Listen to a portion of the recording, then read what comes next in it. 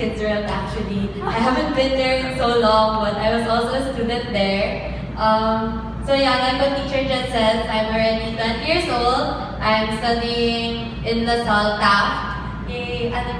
Sorry kung may mga Athenians dito, but I'm currently in third year, in my third term. I'm transitioning from my psychology course, going to my accounting course.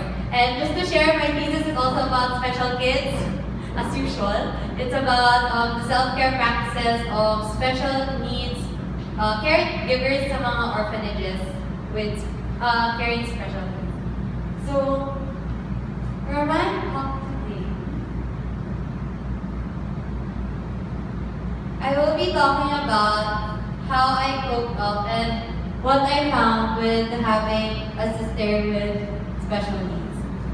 So, everything in my life is full of sacrifice and joy, but I could say that it's more of a family affair than a personal one. So on March 20, 1998, my sister was born. Cute niya dyan, no? Pero hindi naman siya. So my sister was born, and at 18 months, she was diagnosed with pervasive developmental disorder under the autism spectrum. So you guys are parents and teachers, but just to review, what is autism? What is that? I don't know what's that. Ano ba talaga yun? So, it's a developmental disorder that focuses or that affects the communication, social aspect, and sometimes even the physical aspect of a person. So when I was growing up, I didn't care actually about how my sister is. I didn't care that she had autism because I didn't know what that was. All I wanted was to have a playmate, and I got it. She was my playmate when I was a kid, and even until now, she's my dance mate. We used to take dance classes together, and like what you saw in the video a while ago, she still dances, but not anymore. She was my travel buddy, so we've been to around 23 cities since we were kids, and props to my parents, they took us around the world. And we always have twinning moments together when we were kids. So, hindi na nasa picture, but when we went to Disneyland, naka-gown kaming dalawa. O, diba? Sobrang, go mommy! Sige, matchy-matchy pa more. But then, again, like all of us, like especially the parents, I also had my own questions. I asked, why did God have to give me a sister like her? Why me? Because we're only two in the family. Will she be able to go to school? Will she be able to have a family of her own in the future? Will she be able to go to college? Or sa family business namin, will she be able to help me also? And with all those negativity and all of those stress, I started feeling negative about life. I started to rebel ng konti lang naman. And yun nga, I started feeling very negative about everything. Pero there was a phase in my life when I said, no, it's enough. I can't be negative my whole life because it's the life that was given to me, and the best thing I can do was to deal with it. I started to become more positive about the situation and just started to accept it. So now I will be sharing to you how I was able to cope with it. So the first part is to be mindful. So mindfulness means to balance the thoughts and emotions of yourself. That meant that I had to have a lot of reflection time, and that reflection meant I needed to know myself physically, emotionally, spiritually, intellectually, and mentally. That's for me to plan ahead and to what to do in a situation. Like what teacher just said a while ago, nagtatantrum yung mga special kids. And I also experienced that. I experienced my sister always having tantrums in public, she laughs loud, or she would scream if she doesn't want what she's doing. And of course, I felt embarrassed. But then again, I also had to be mindful about my parents. They're also having a tough time in dealing with it. And the least that I could do is just to be there for them. The least that I could do is just stay quiet and be like, oh, okay, kahit ko lang, or just do whatever, and then just process it at home. The next to being mindful is to become accepting. Thoughts and emotions always needs to be balanced. And being accepting, just a background of this picture. So I didn't really know what to put in this slide. So I just thought na, oh, in accepting, you're doing a good job in accepting yourself. And in accepting, you become more confident. So when you become more confident about your situation, you become more positive. And in that acceptance, when you accept something, it meant that you already forgave yourself, or it already meant that you already forgave the situation, which gives you a sigh of relief that everything will be okay in the end. And in accepting, we have as special children advocates or in the community, we have to accept that we are in a situation where society doesn't think it's normal. Where we need to accept that we are living unique lives, and we need to be grateful for that. Which leads me to my third point, which is gratefulness. So being grateful means two aspects. That's the being grateful for the good things. Like in my situation, I'm so happy that my sister can talk to me now. And I'm so happy that she doesn't really push me away anymore when I hug her. It's just the little things that to be grateful for. But also the bad things. So being grateful for the bad things is a challenge for me because I always be sad about it.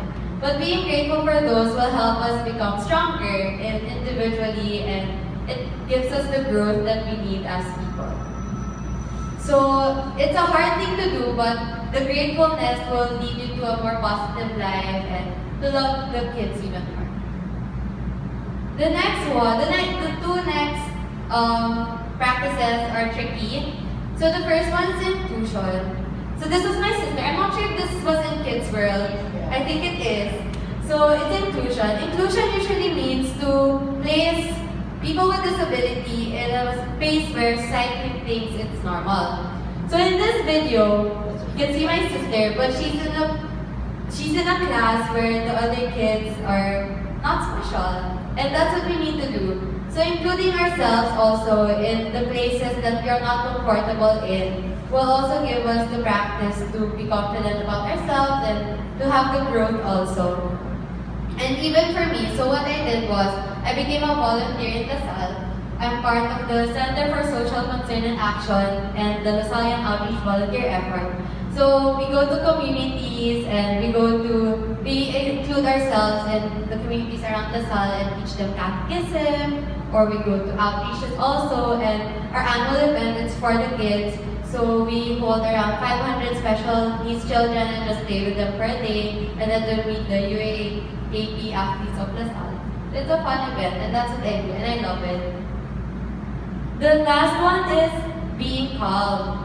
So ano ba sinasabi ni Dory? What's the favorite line of Dory? Just keep swimming. Pero that's not what I'm gonna say. It's to stay calm and just breathe. So me and my sister were very aggressive.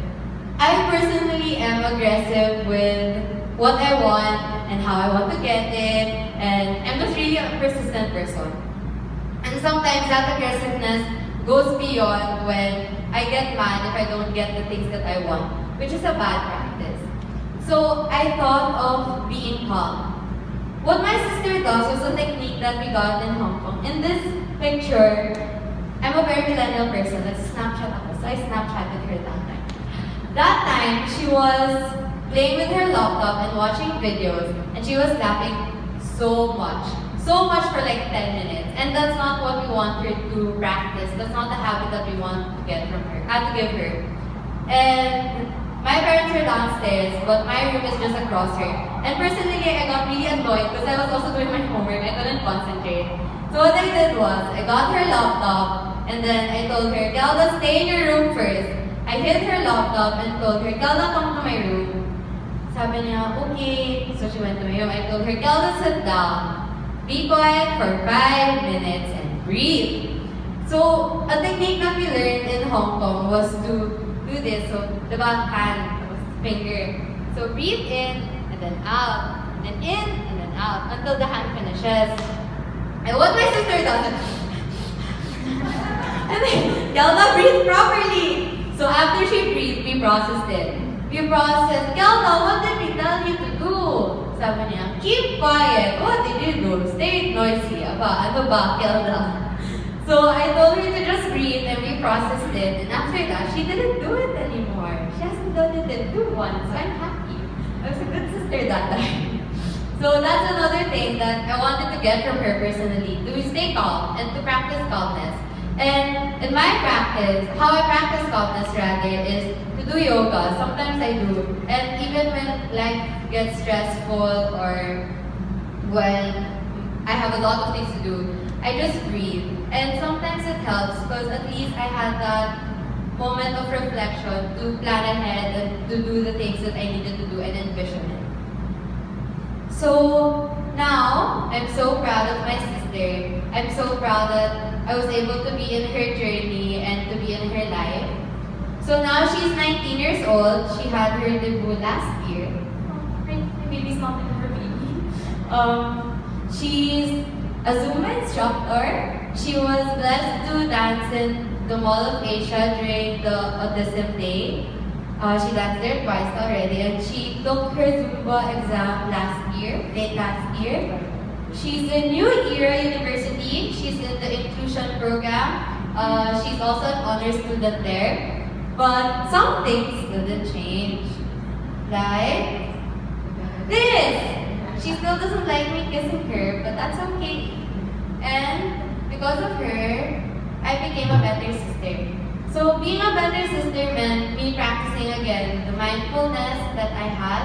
I was blessed to be able to become more accepting, to be more grateful, to include myself in the things that I wouldn't normally do, and to allow myself to grow as an individual and as a sister. And also to stay calm always. And what I practice and what I found is actually magic. So I practice mindfulness, I practice acceptance, I practice gratefulness, inclusion, and calmness. So at the end of this talk, what I want for you guys as practitioners, educators, and parents I hope that you guys find your magic in you. And you find the magic in little things and be grateful for those, be grateful for yourself and also to God. Thank you.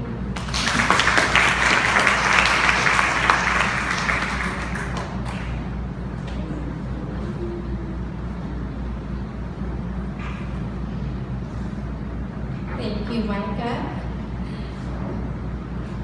And now, and I don't know if she remembers, but when I started teaching after graduating from college, she was one of